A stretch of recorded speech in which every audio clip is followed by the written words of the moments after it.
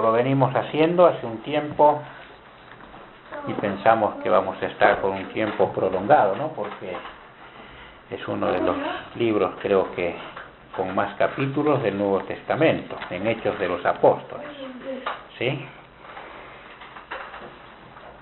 Vamos a abrir entonces allí, hermanos, en Hechos. Estamos en el capítulo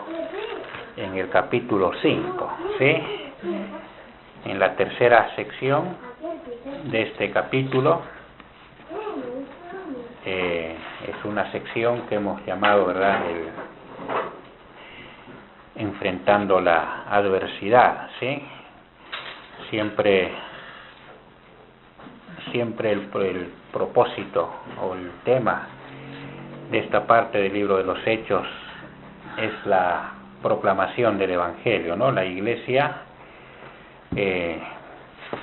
tomando el mandato de nuestro Señor de una manera responsable, ¿no?, en cuanto a la proclamación del Evangelio, y enfrentando las adversidades que van increciendo, podemos decir, ¿no? Se van haciendo cada vez más grandes las adversidades. Así que estamos en esta parte, hermanos, que es una sección que va desde el versículo 17 hasta el final del capítulo, una sección larga en cuanto a cantidad de versículos, ¿sí?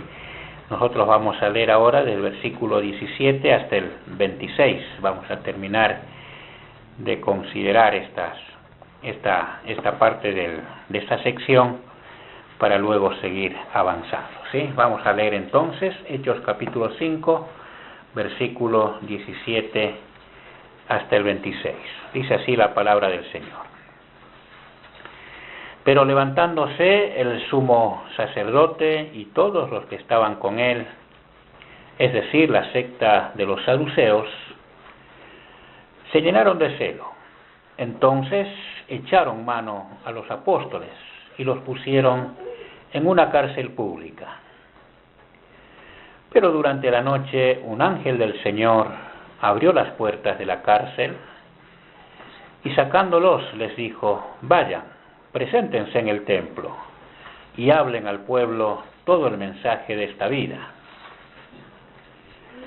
Habiendo oído esto, al amanecer entraron en el templo y enseñaban. Cuando llegaron el sumo sacerdote y los que estaban con él, convocaron al concilio, es decir, a todo el senado de los israelitas, y mandaron traer de la cárcel a los apóstoles. Pero los guardias que fueron no los encontraron en la cárcel. Volvieron pues y les informaron: encontramos la cárcel cerrada con toda seguridad y los guardias de pie a las puertas, pero cuando abrimos a nadie hallamos dentro. Cuando oyeron estas palabras, el capitán de la guardia del templo y los principales sacerdotes se quedaron muy perplejos a causa de ellas, pensando en qué terminaría aquello. Pero alguien se presentó y les informó: miren, los hombres que pusieron en la cárcel están en el templo enseñando al pueblo. Entonces el capitán fue con los guardias y los trajo sin violencia, porque temían al pueblo no fuera que los apedreara. Vamos a dejar allí la lectura hoy. Vamos a terminar de considerar esta sección, ¿sí? Vamos a pedirle al Señor, hermanos, que sea Él quien nos enseñe, ¿sí? Oremos. Señor, gracias infinitas te damos por tener con nosotros, Señor, tu santa palabra. Gracias te damos, Señor, porque como pueblo tuyo, Señor, como iglesia, nos hace bien, Señor, conocer nuestras raíces. Gracias te damos porque, Señor, tú te has encargado de que en tu santo libro, Señor, estén registrados estos acontecimientos que nos muestran, Señor, el nacimiento de tu iglesia, que nos muestran, Señor, de dónde venimos, cuáles son nuestros orígenes como pueblo tuyo, Señor.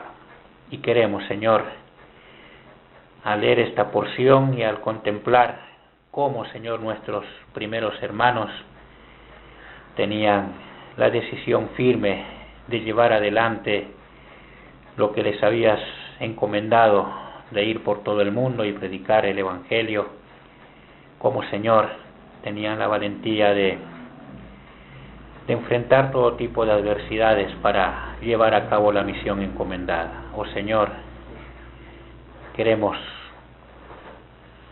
a través de ellos poder, Señor, también ser influenciados por el ejemplo de ellos, por tu palabra, tomando, Señor, plena conciencia que somos la misma iglesia, Señor, el mismo pueblo el cual tú has redimido, por el cual tú has venido a dar tu vida, y también, Señor, tener la disposición en nuestro corazón, así como ellos, de estar dispuestos, Señor, a enfrentar todo tipo de adversidades con tal que tu palabra, Señor, que el testimonio de nuestro Señor Jesucristo, que su nombre sea proclamado, Señor, y se traduzca en miles de personas que procedan al arrepentimiento.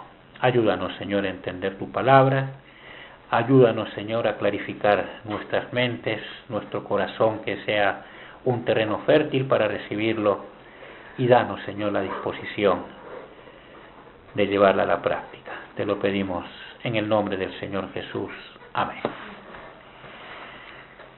Bien, hermanos, todos estos son acontecimientos que van ocurriendo de manera correlativa, simultánea, ¿no? uno atrás de otros, ¿no? Lucas comienza este capítulo, como hemos venido viendo, relatándonos cómo el Señor, ¿no? estaba poniendo de manifiesto el sentido de la santidad dentro de su iglesia, con el caso de Ananías y Zafira, ¿no? La iglesia, al ver la manera como el Señor se tomaba en serio el tema del pecado en medio de su iglesia, ellos deciden afianzar aún más su comunión, ¿sí? La comunión entre ellos, y con más fuerza, incluso con más decisión, encarar la proclamación del Evangelio, ¿no? Ellos habían entendido que el poder del Señor habría de manifestarse con poder en una iglesia que andaba en santidad y se mantenía en la comunión que el Señor reclamaba para su pueblo. Y esto evidentemente fue así, porque en la porción siguiente, en la segunda sección, Lucas nos muestra que verdaderamente muchas más almas, ¿no?, procedían al arrepentimiento. Nos da la idea del relato de Lucas que él ya había perdido incluso la capacidad de poder contar la cantidad de personas que se iban sumando a la iglesia, que el Señor iba añadiendo a la iglesia, ¿no? El primer sermón 3.000, el segundo 5.000, sin contar las mujeres, y luego Lucas nos dice y miles de personas se añadían a la iglesia, como diciendo, bueno, ya no hay posibilidad de contarlos, así que la iglesia en Jerusalén, la iglesia local en Jerusalén, iba aumentando en número de una manera que nosotros creo que no podemos imaginar. Se contaban por miles, ¿sí? Y como hemos leído, esto empezó a causar celos en medio de los dirigentes de la religión judía, ¿no? El enemigo los va a utilizar con el propósito de entorpecer el Evangelio, ¿sí? Los toman prisioneros, como hemos leído y como hemos considerado, ¿sí? Los llevan a una cárcel, ya no la cárcel del templo, sino una cárcel pública, una cárcel de delincuentes comunes, ¿sí? Y de allí el Señor milagrosamente, también como hemos considerado, a través de su ángel, saca a los apóstoles. Ya fueron los 12 tomados prisioneros, los saca de la cárcel de manera milagrosa, y el mensaje del ángel para ellos, una vez liberados, era que no busquen otros horizontes. El Señor todavía no había terminado su obra allí en Jerusalén. Los apóstoles tenían que estar allí, así que de vuelta los manda al templo, ¿no? Y esto era algo muy importante que recibieron los apóstoles de parte del Señor, porque es muy probable que humanamente ellos hubiesen considerado que lo mejor sería buscar otros horizontes, expandirse para lugares limítrofes, pero no. El Señor les mandó decir, no, vuelvan al templo, ¿sí? Y ellos inmediatamente, con el mandamiento del Señor, de una manera explícita y clara, no pusieron ningún tipo de objeción, sino que se apresuraron en obedecer la orden del Señor, y no esperaron siquiera que se haga el horario normal que iban ellos al templo, sino que desde mañana temprano, como hemos considerado en reuniones anteriores, ellos volvieron al templo y predicaron y seguían predicando el Evangelio, enseñando a las personas el camino de la vida, ¿no? El camino de esta vida, les dijo el ángel, llamando así al mensaje, definiendo así el mensaje del Evangelio, ¿sí? A todo esto vinieron las autoridades del templo, que no se habían percatado que los apóstoles estaban allí en el templo. Ellos pensaron que estaban prisioneros, se reunieron para ver qué hacían con ellos y los mandan a buscar al templo, ¿no? Hasta ahí habíamos considerado, y lo que viene, que son los versículos 25, que podemos extenderlo hasta el 28 para ir avanzando un poquito en esta sección que vamos a considerar hoy. Dice de la siguiente manera: pero alguien se presentó, ¿no? Ellos están reunidos allí viendo qué van a hacer con los apóstoles, los mandan a buscar a la cárcel pública, vienen los guardias de la cárcel pública y les dicen, miren, hemos ido a buscarlo a la cárcel, los guardias estaban allí, las puertas cerradas, pero cuando abrimos la cárcel, cuando abrimos la celda, no encontramos a nadie adentro, ¿no? Y ellos quedaron perplejos, dice la palabra del Señor, asombrados, ¿sí? No entendían qué estaba pasando. Y en eso viene, versículo 25, alguien se presentó y les informó, miren, los hombres que pusieron en la cárcel están en el templo enseñando al pueblo, ¿no? Alguien que estaba en el templo vino y les avisó, los hombres que pusieron en la cárcel están en el templo, están aquí, les dice, enseñando al pueblo. Entonces el capitán del templo, ¿no? De allí, uno que pertenecía a las autoridades del templo, fue con los guardias y los trajo sin violencia, ¿no? Los trajo al Sanedrín, donde ellos estaban reunidos, porque temían al pueblo, no fuera que los apedrearan. Cuando los trajeron, los pusieron ante el concilio, a los 12, y el sumo sacerdote los interrogó, ¿no? Les dimos órdenes estrictas de no continuar enseñando en este nombre, y han llenado a Jerusalén con sus enseñanzas y quieren traer sobre nosotros la sangre de este hombre. Fíjense, hermanos, el concilio, ¿no? Los miembros del Sanedrín, aquellos hombres que tenían no solamente la autoridad religiosa, sino también la legislativa, no solo sobre Jerusalén, sino sobre toda la nación de Israel, todavía no estaban terminando de digerir esa noticia que trajeron los guardias que fueron a la cárcel pública, cuando un informante se presenta en plena conferencia del Sanedrín para traer otra noticia, todavía más asombrosa, ¿no? Los mismos hombres que la tarde anterior habían sido tomados prisioneros, llevados presos a la cárcel pública, estaban allí mismo, en el templo. No se habían fugado, no se habían ido a otro lugar, sino, como si nada hubiese ocurrido, volvieron al templo y estaban haciendo lo que hacían todos los días, estaban enseñando al pueblo. Yo quisiera reparar en un detalle, ni por un instante, hermanos, cesó la predicación del Evangelio. El enemigo quería entorpecer la labor, quería que se frenara la predicación del Evangelio, ¿sí? El día anterior, para estas autoridades del templo, por lo menos ese día no se iba a predicar, ellos pensaron eso, pero el Señor tenía otros planes, no hubo ninguna interrupción. Al mismo siguiente día, incluso a la mañana, ellos estaban allí enseñando al pueblo, cumpliendo con lo que el Señor les había mandado, ¿sí? Ahora hay un detalle, si bien no se nos dice, ¿no? Lucas no nos dice quién era este hombre, nosotros podemos deducir, hermanos, sin temor a equivocarnos, que se trataba de uno de los tantos espías, ¿no?, que el concilio, que el Sanedrín tenía entremezclados en el pueblo. ¿Por qué decimos esto? Porque nadie, hermanos, imaginémonos, ellos estaban reunidos en un recinto privado.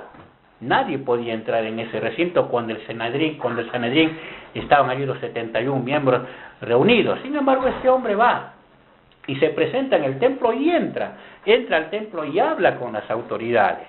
O sea que era alguien debidamente autorizado para hacer eso, y en quien los miembros del Sanedrín, ellos tendrían una plena confianza en este hombre. Por otra parte, la manera de hablar, el lenguaje que utiliza el informante, claramente se trata de alguien que es afín con los intereses del Sanedrín. Sí, era un espía de ellos.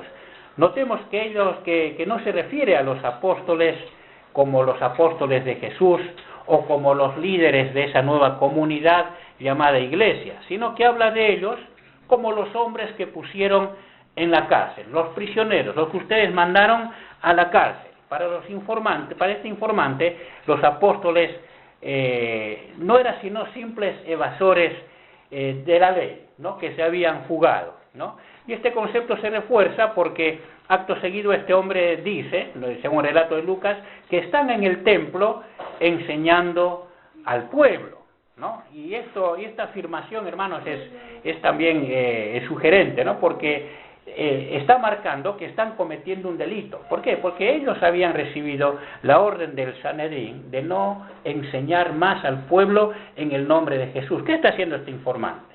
Primero está diciendo, estos hombres que ustedes mandaron ayer a la cárcel, que son prisioneros, se han fugado y están desobedeciendo, le está diciendo. ¿No? Está desobedeciendo, ¿por qué? Porque ustedes mandaron que no enseñen más en el nombre de Jesús, ni siquiera lo querían nombrar en el nombre, dicen ellos. Sin embargo, están enseñando al pueblo. O sea, están contraviniendo las órdenes que ustedes les dieron, ¿no? El informante, al hablar de esta manera, lo que está haciendo está acusando a los apóstoles. Está diciéndoles que no solamente se fugaron, sino que hasta insolentemente se habían presentado otra vez al templo y continúan en rebeldía, siguen enseñando. Ustedes prohibieron que no enseñen, este hombre está haciendo explícitamente lo que se les ordenó que no hiciera. Siguen enseñando al pueblo, siguen proclamando ese nombre que ustedes no quieren que proclame. O sea que resulta obvio que este informante tenía conocimiento de cuestiones del Sanedrín que el común de las gentes no lo sabía. ¿Por qué? Porque esta orden que recibieron los apóstoles no fue hecha en público. Cuando el concilio, cuando pasó lo de Pedro y Juan, en el momento que aquel cojo de nacimiento es sanado, el concilio dio esta orden bajo amenazas a los apóstoles en privado, dentro de las cuatro paredes. Eso lo vimos en Hechos capítulo 4, ¿verdad? Y esto lo sabían el Sanedrín, los apóstoles, la iglesia obviamente, porque los apóstoles fueron a la iglesia, les contaron y oraron esa oración memorable que hemos leído en el capítulo 4, pero las grandes multitudes, las que venían con sus enfermos, las que acudían al templo para escuchar a los apóstoles, no tenían esta información. Y el hecho que el informante sí la tenía nos habla que era muy cercano al Sanedrín. ¿Por qué hacemos este relato de este informante, hermanos? Porque esto nos demuestra cuán organizado y cuán sutil también y cuán detallista es el enemigo, ¿no?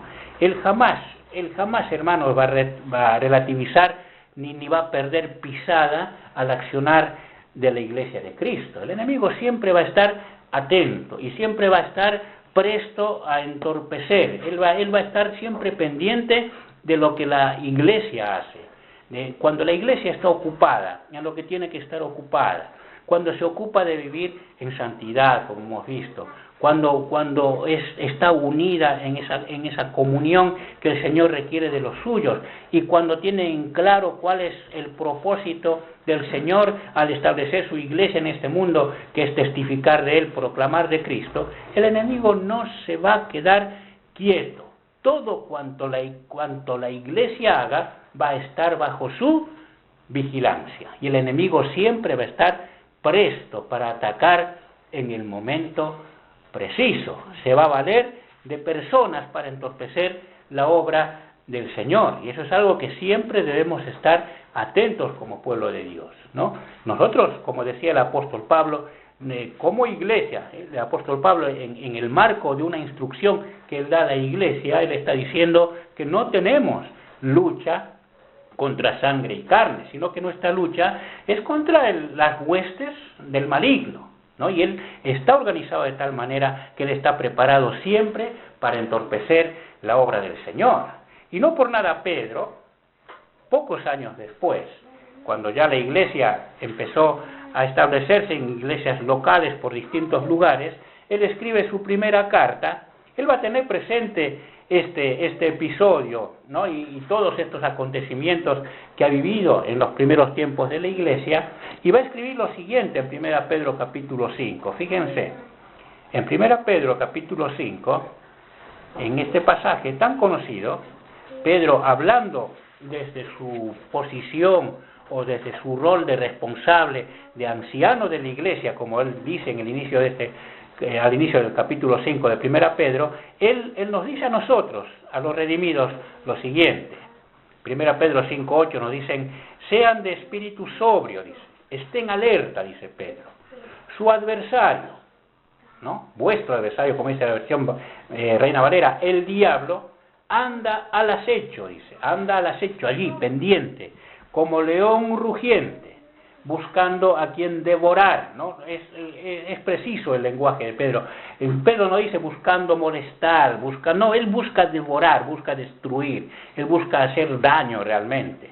Pero Pedro continúa diciendo: pero resístanlo, dice, firmes en la fe, sabiendo, dice Pedro, tengan presente esto, dice Pedro, que las mismas experiencias de sufrimiento se van cumpliendo en sus hermanos en todo el mundo. O sea, que la iglesia, hermano, está llamada precisamente a esto que está diciendo Pedro, ¿no? Estamos hablando de una iglesia siempre con el propósito claro, ¿no? Una iglesia que se centra en lo que se tiene que centrar. Esa iglesia va a estar siempre expuesta a las aflicciones, a las adversidades, al sufrimiento. Siempre el enemigo va a estar al acecho. No cabe duda, hermanos, que todas estas experiencias vividas por Pedro lo llevaron a escribir de esta manera, porque esta fue precisamente la manera como los apóstoles enfrentaron en esta ocasión esta adversidad puesta por el enemigo, ¿no? Con espíritu sobrio, con equilibrio, ¿sí?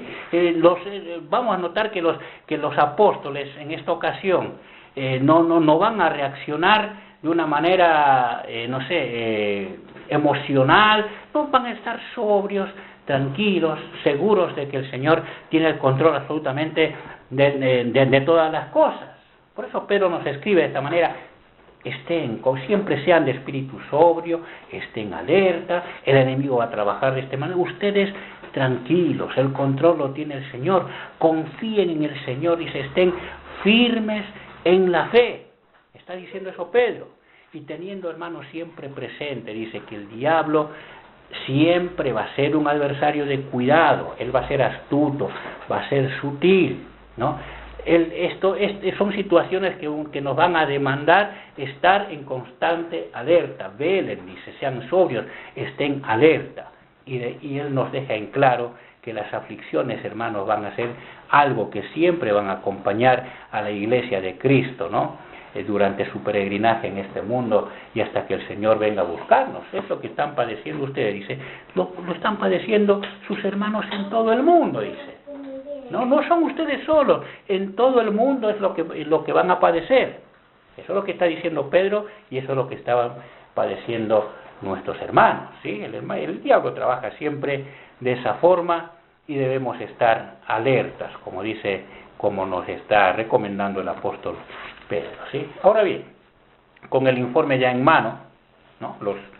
Los integrantes del concilio, y ya sabiendo que los apóstoles estaban en el templo, el Sanedrín, ¿qué hace? Manda a la guardia del templo para traerlos ante ellos. Lucas nos dice allí: entonces el capitán fue con los guardias, el versículo 26, y los trajo sin violencia, porque temían al pueblo no fuera que los apedreara. Y esta situación, hermanos, si nosotros lo vemos panorámicamente, ¿no? Incluso nos parece hasta irrisoria, ¿no? El Sanedrín parecía haber caído ya en el ridículo, ¿no? Porque fíjense, de tratarse de delincuentes comunes, de personas que verdaderamente hayan hecho algo malo, digno de ser llevados a la cárcel, ¿sí?, hayan delinquido, la guardia caería sobre ellos sin contemplaciones y los llevarían a comparecer ante las autoridades a la rastra, a los empujones, sin ningún tipo de inconveniente, ¿sí? Tengamos en cuenta esto. Hace unas pocas horas, ¿no?, la tarde anterior, estos mismos hombres habían salido esposados delante de todos y llevados fuera del templo a una cárcel común, ¿sí? Ahora, casi pidiéndoles por favor, les están conduciendo sin violencia ante las autoridades que los mandaron a arrestar, ¿no? Y también otra vez delante de todos. O sea, era una situación, en verdad, si lo vemos objetivamente y panorámicamente, parece hasta no normal, ¿no? Claramente, a los ojos de las multitudes, el Sanedrín estaba quedando como en ridículo, como no sabiendo qué hacer ante esta situación, qué hacer con estos hombres. Lo que sí era claro es que no se podía establecer delito alguno. No había ningún delito de por medio. Lo único, hermanos, lo único que hacía la iglesia era el bien. Lo único, hermano, eso es lo que tenemos que tener presente. La iglesia de Cristo, lo único que hace en este mundo es verdaderamente el bien. La iglesia no hace nada delictivo. La iglesia del Señor no hace absolutamente nada que dañe a la sociedad, podemos decir. Todo lo contrario, la sociedad es beneficiada por el actuar de la iglesia. Fíjense en esa época, los enfermos eran sanados, los endemoniados eran liberados, ¿no? El testimonio de esta comunidad para con las gentes era impecable. Ellos los veían vivir y se quedaban admirados, vivían como una verdadera familia, velando los unos por los otros sin ningún tipo de egoísmo de por medio. Y ellos anunciaban que estas actitudes respondían a la transformación que Jesús había producido en ellos, y proclamaban a Jesús sin temor alguno, ¿no? Por esta razón es que los guardias casi los invitan cortésmente a los apóstoles a dirigirse al Sanedrín. No había forma de tratarlos mal. Si los hubiesen tratado mal o llevados de mala manera, como dice Lucas, corrían el riesgo ellos de ser apedreados por la multitud, porque verdaderamente la iglesia, hermanos, hacía el bien. Y esto, hermanos, sigue siendo así. La iglesia de Cristo no ha modificado sus principios. La iglesia no hace nada que sea delictivo. Al contrario, la iglesia practica y pregona el bien en el más puro sentido de la palabra y muestra a Cristo como el dador del bien mayor, que es la vida eterna. El que sí ha modificado su accionar es el maligno, ¿no? El maligno, fíjense, hermanos, astuta y pacientemente se ha encargado de trocar, ¿no?, de cambiar los valores. El maligno ha apelado a las más bajas inclinaciones pecaminosas del hombre, que hoy en día nosotros, por ejemplo, yo repaso, no sé, yo he vivido quizás de lo que estamos acá, creo que soy el que ha vivido más tiempo, ¿no? Yo me acuerdo en mi época de niño, de adolescente, no sé, incluso en los programas hasta de televisión, yo me acuerdo, incluso en esas novelas que hoy ven, que se veían en el tiempo que yo veía, Cuando había una mujer que era soltera y tenía un niño, en las mismas novelas del mundo, era mal vista, y el tema de la familia, ¿no? Un papá, una mamá, los chicos, era algo normal, y se pregonaban cosas buenas que hoy lo vemos. Yo me doy cuenta que el maligno ha trabajado pacientemente y ha cambiado completamente los valores. Los valores hoy en día, las inmoralidades han sido legalizadas, y lo que era considerado delictivo y digno de ser castigado en su momento, hoy en día es como está permitido y abierto a todo el mundo. Hoy abrimos nuestros ojos, ¿no? Hoy en día, ¿no? Y no sé, denunciar actos inmorales como la homosexualidad, el lesbianismo, no sé, la fornicación, el adulterio, ¿sí? O denunciar como pecado el asesinato de bebés en el vientre de su madre, o esta deformación del concepto de familia no empezó despacito, ¿no? Con un tema de las familias ensambladas, y luego con casándose hombres con hombres, mujeres con mujeres, ir legalizando todo esto, ir apoyando con leyes desde las autoridades, todo esto, armado un sistema en este mundo que lo bueno es visto como malo. Cuando alguien señala como pecado todo esto, los que corren el riesgo de ser encarcelados y ser llevados a las cárceles son los que hacen el bien. Este es el sistema que el mundo, que el maligno ha creado en este mundo, y en el medio del cual, ahora hermanos, en medio del cual la Iglesia de Cristo de estos días debe testificar de Cristo sin modificar un ápice, una tilde, los principios bíblicos. No cabe, hermanos, ninguna duda que la Iglesia de Cristo ha sido llamada al sufrimiento, ¿sí? Porque cuando nosotros predicamos como tenemos que predicar, sin duda, vamos a tener problemas, como un pasaje que hemos leído en reuniones anteriores, ¿no? Aquel que verdaderamente quiere vivir piadosamente, dice el apóstol Pablo, va a padecer persecución, y eso es así. O sea, que esto es nosotros hemos visto unos cambios culturales de tal magnitud, ¿no? que realmente, por lo menos en lo personal, a mí me llama muchísimo la atención. Imagínense, si yo me hubiese dormido en mi época, hubiese despertado en esta época, no entendería nada de lo que está pasando en este mundo. Y estamos hablando a niveles seculares. Imagínense a la luz de los principios bíblicos.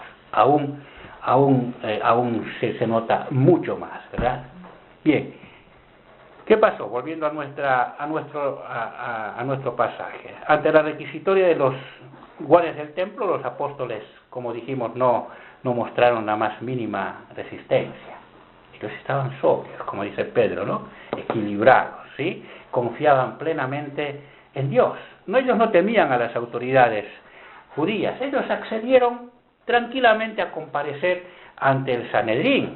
Imagínense, ellos de haber querido, bien podrían haber manipulado a la multitud y resistirse, ¿no? Esto nos habla de un comportamiento, como después nos recomiendan los apóstoles, ¿no? De obedecer siempre a quienes tienen las autoridades, a quienes son autoridades humanas. Ellos no mostraron ningún tipo de rebelión ante las autoridades humanas. Ellos fueron llamados al Sanedrín, fueron al Sanedrín. Ellos tranquilamente podían haber dicho, ¿qué hicimos de malo? A ver, ¿de qué nos acusan? ¿Por qué nos están llevando? Y enardecer a la multitud y poner a la multitud en contra del Sanedrín. No, ellos no hicieron nada de eso, sino fueron al Sanedrín sin ningún tipo de impedimento y sin resistirse, ¿sí? Habían entregado todo el control de la situación. Obviamente ellos lo entregaron al Señor y se presentaron al Sanedrín, ¿no? En este punto del relato dice Lucas, cuando los trajeron, los pusieron, versículo 27, ante el concilio, y el sumo sacerdote les interrogó, ¿no? Les dimos órdenes estrictas, ¿no? Órdenes estrictas. Entonces les hemos dado órdenes que son hasta legales, ¿sí? De no continuar enseñando en este nombre. Y han llenado a Jerusalén con sus enseñanzas y quieren traer sobre nosotros la sangre de este hombre. Esto es notable, hermanos. es digno de tener en cuenta la escena que nos está mostrando Lucas acá, ¿sí? Nosotros tenemos que imaginarnos allí cómo era la situación, ¿no? Era un lugar imponente el Sanedrín. Dentro de los lugares del templo era el de más lujo, ¿sí? Ese sistema como de sillas que tenían eran en verdad lujosos, incluso eran de materiales preciosos, era imponente, ¿sí? Y estaba dispuesto de tal manera que estaban en semicírculo, todos ellos sentados, el sumo sacerdote en un lugar céntrico y los demás miembros del Sanedrín estaban en semicírculo, sentados con ropas lujosas, en sillas lujosas, y los acusados tenían que comparecer de pie en el centro, ¿sí? Dos de los apóstoles ya conocían esta situación, Pedro y Juan lo habían vivido con el cojo de nacimiento, pero para el resto, para los 10, la situación era nueva, era una experiencia nueva, ¿sí? Humanamente hablando, todo estaba diseñado para que los acusados se sientan delante de ellos apocados, ¿no? Aminalados, atemorizados, ¿no? Como entrando como con miedo. Pero eso no pasó con los apóstoles. Ellos estaban tranquilos y esto incomodaba mucho a los miembros del Sanedrín, ¿no? Y una vez iniciada la sesión, ¿qué es lo primero que nos llama poderosamente la atención? Que el tema de la fuga ni siquiera fue puesto sobre la mesa. Ni siquiera tocaron el tema de cómo habían escapado de la cárcel, cómo habían hecho eso, ni siquiera lo trataron. Este hecho tenía una tan fuerte carga de sobrenatural que no se animaron a tratar este tema con los apóstoles. Directamente lo pasaron por alto, ¿no? Y fueron directamente a lo que más les molestaba, a lo que más les enardecía, ¿sí? Les dimos órdenes estrictas, dice, de no continuar enseñando en este nombre. Les dimos esta orden estricta, una prohibición de no enseñar, y ustedes han llenado a Jerusalén con sus enseñanzas y quieren traer sobre nosotros la sangre de este hombre. Hermanos, no puede haber una descripción más acertada para la labor de la iglesia que esta. Si bien esta forma de expresarlo fue acusatoria, fue amenazante, no por ello deja de ser clara, ¿no? Descriptiva. ¿Por qué? Porque literalmente, hermanos, la iglesia, con los apóstoles a la cabeza, ¿no? Había llenado a Jerusalén con el santo y bendito evangelio. No había rincón en Jerusalén que no haya sido alcanzado con el testimonio que la iglesia local asentada en Jerusalén había llevado adelante. El mensaje del Cristo resucitado había llegado absolutamente a todas las personas. Y estamos hablando de Jerusalén, ¿sí? No estamos hablando de una aldea, no estamos hablando de un poblado pequeño. Si nosotros queremos imaginarnos cómo podemos compararlo ahora, estamos hablando o de Ciudad Mendoza o de Buenos Aires, pónganle. Porque era una ciudad en verdad grande, multitudinaria. Pero ninguna persona de esa ciudad tan grande, por el accionar de la iglesia, por la obra de la iglesia, ninguna persona había dejado de saber del Cristo resucitado. La proclamación del Evangelio, y no había redes, no había computadoras, no había televisión, no había ningún tipo de... No, fue la obra de la iglesia de tal manera proclamado el Evangelio que toda la ciudad de Jerusalén había sido una ciudad enorme, había sido llenada con el Evangelio. Le están diciendo quienes son enemigos de Cristo acá. Pero sabían que esto era así, esto era perfectamente así. Y acá es donde nos tenemos que avergonzar, hermanos. Acá es donde nosotros tenemos que... ¿Por qué? Porque el Señor nos ha colocado a nosotros, como pueblo de Dios, como iglesia, en una ciudad pequeñita, como la Consulta, ¿sí? En una ciudad incluso de pocos habitantes, comparativamente hablando. Yo quisiera saber, hermanos, no lo digo con dolor en el corazón, si realmente se podría decir esto de nosotros, que lo hemos llenado a Consulta, que no hay ninguna persona en Consulta en la cual no haya llegado el mensaje del Evangelio. contando nosotros, hermanos, con herramientas mucho más, que tienen muchas más posibilidades de llegar a las personas, ¿no? Como internet, como la radio, no sé, tantas cosas que nosotros podemos utilizar, ¿sí? Pero sin embargo, hermanos, yo no sé si nosotros vamos a barrios de consulta, ni enterados están que existe una iglesia donde se predica el Evangelio de Cristo de una manera bíblica, ¿no? Sin embargo, estos hermanos que empezaron, 120, como hemos visto que volvieron allí cuando nuestro Señor ascendió a su gloria, los apóstoles, no, en ese corto tiempo lo habían llenado del Evangelio a toda Jerusalén. No había una sola persona en esa ciudad tan grande como lo era Jerusalén que no haya escuchado acerca del glorioso mensaje del Evangelio. Y no había redes, no había televisión, no había radio, no había nada. ¿Se entiende? Entonces, hermanos, ojalá el propósito nuestro como pueblo del Señor, ¿no?, sea llenar por lo menos la parte donde el Señor nos ha colocado con el mensaje de Cristo. Qué notable ejemplo para las iglesias locales de todos los tiempos y lugares es la iglesia primitiva, ¿no? Cómo trabajaba para el Señor a tal punto que llenaron con el Evangelio una ciudad tan grande, ¿no? Incluso se consideraba que no había ni siquiera una sola persona en esa gran ciudad que no haya escuchado el mensaje de Cristo, ¿no?, el alcance del Evangelio que hizo la iglesia del Señor allí asentado en Jerusalén.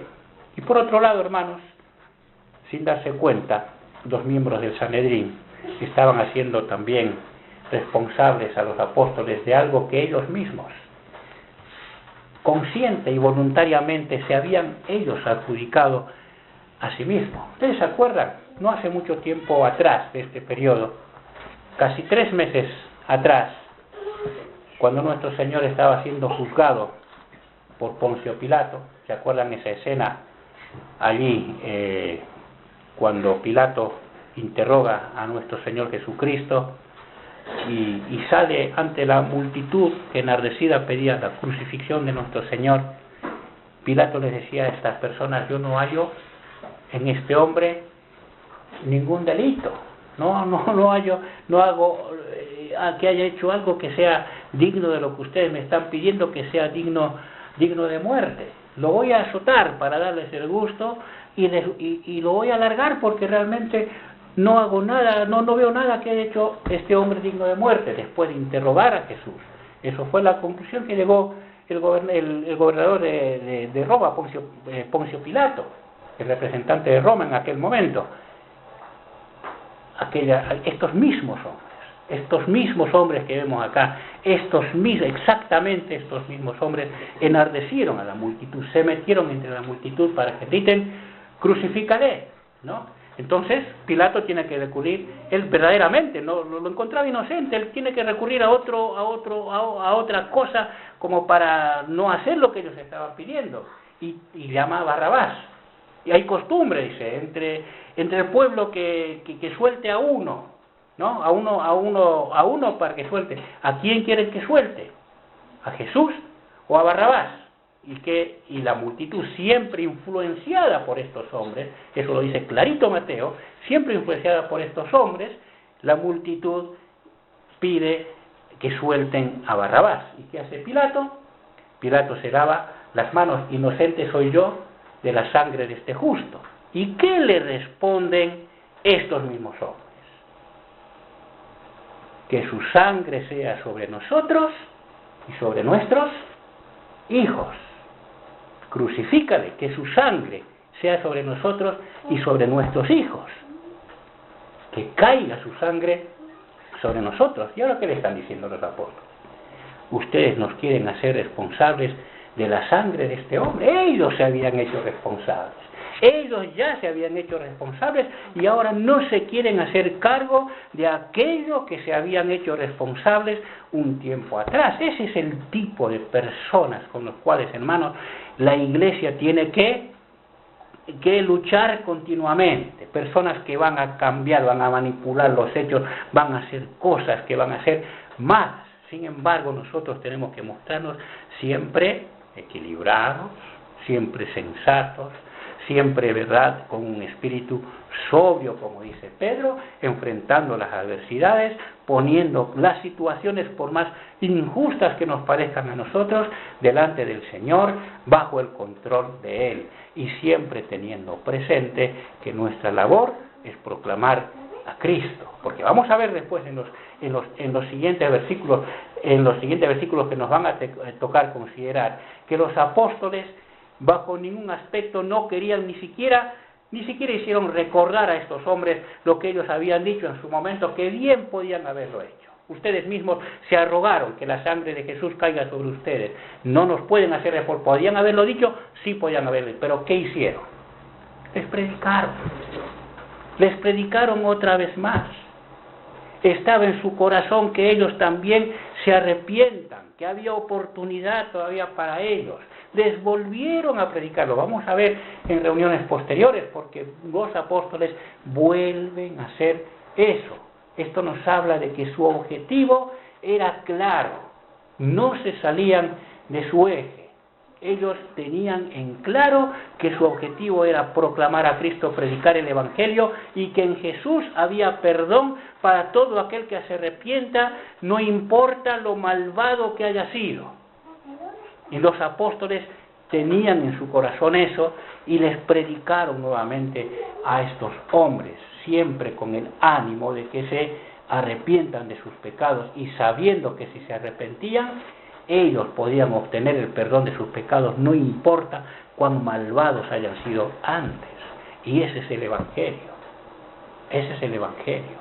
No tenemos que echar culpas a uno. Hiciste mal esto, ¿por qué nos acusan de esta manera? Victimizarnos, hacer esto o aquello, no. Proclamar el Evangelio.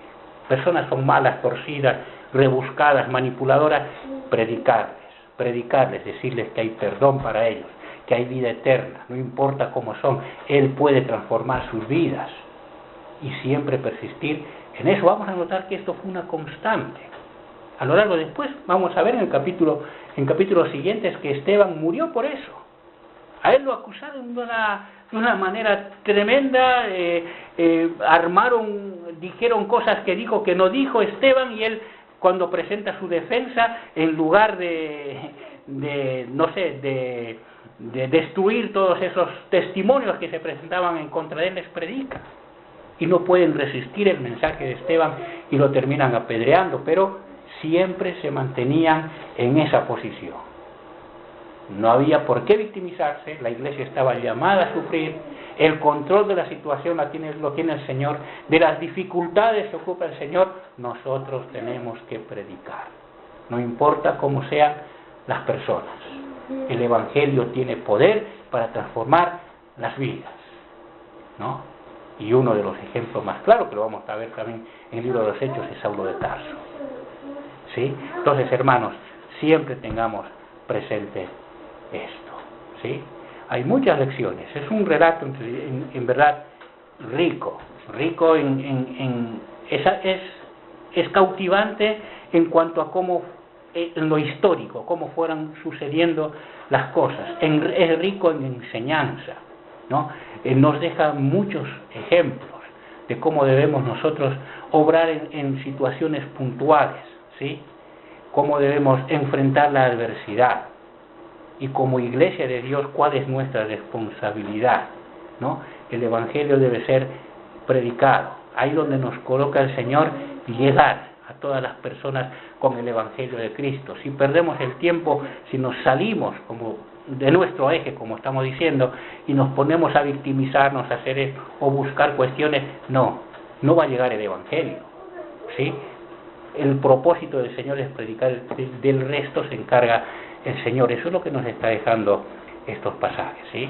Por un momento vamos a dejarlo allí, pero quedémonos con esos conceptos, hermanos. Tengamos presente estas enseñanzas que para mí son tremendamente prácticas, ¿no? O sea, vernos a nosotros mismos, reflejarnos en estos hermanos, ¿no?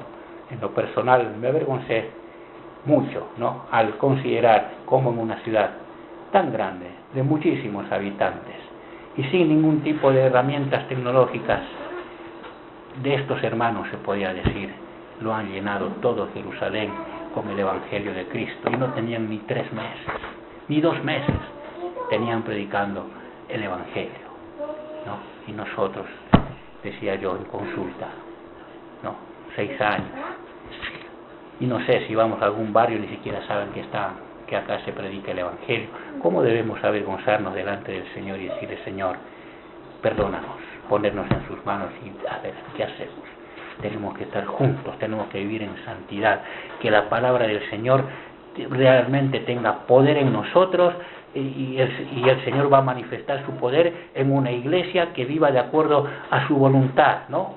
Y hacer eso, y que el Evangelio fluya, y que las personas se arrepientan de a centenares, de a miles, y que vengan al Evangelio. Es el mismo poder que tiene la palabra del Señor. ¿Por qué no podemos pensar que miles de personas pueden proceder al arrepentimiento? ¿Por qué no podemos pensar eso? ¿Que perdió su poder el Evangelio? ¿Que el Espíritu Santo ya no tiene el mismo poder que antes? No, tiene el mismo poder. El problema no está en eso. Debemos ser nosotros el problema. Entonces, hermanos, caigamos delante del Señor arrepentidos y pongámonos en sus manos, para que también se diga de nosotros que no hay lugar en la consulta, en que el Evangelio, en que las personas no hayan escuchado acerca del Evangelio por el accionar de la Iglesia del Señor. ¿Sí? Vamos a orar y vamos a terminar la reunión por hoy. Oremos.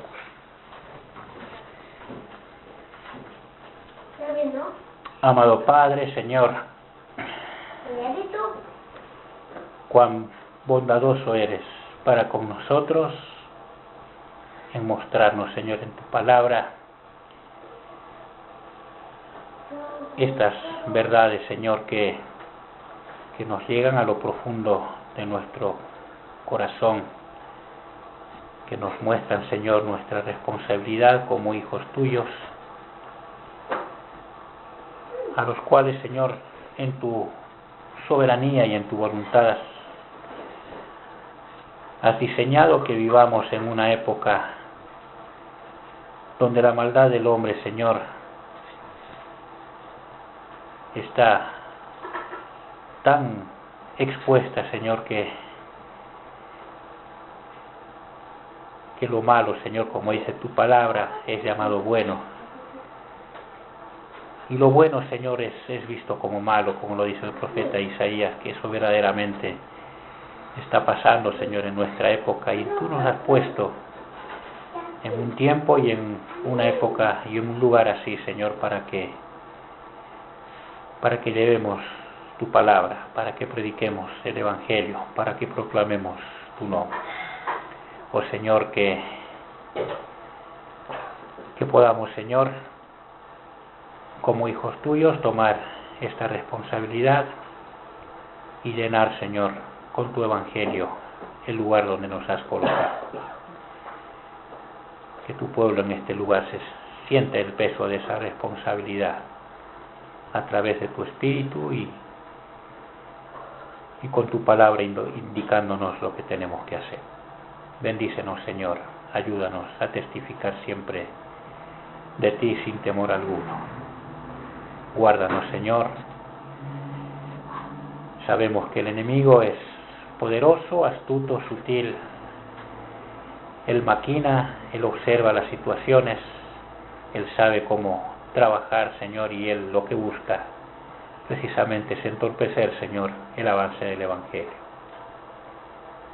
Gracias te damos, Señor, porque en tu palabra tú nos dices que tu iglesia prevalecerá, Señor, y no habrá poder ni humano ni demoníaco, Señor, que pueda detener el avance de tu iglesia. Gracias te damos por eso. Bendícenos, Señor, a quienes hemos estado expuestos a tu palabra, y que tu palabra verdaderamente sea de bendición en nuestros corazones. Te lo pedimos en el nombre del Señor Jesús. Amén.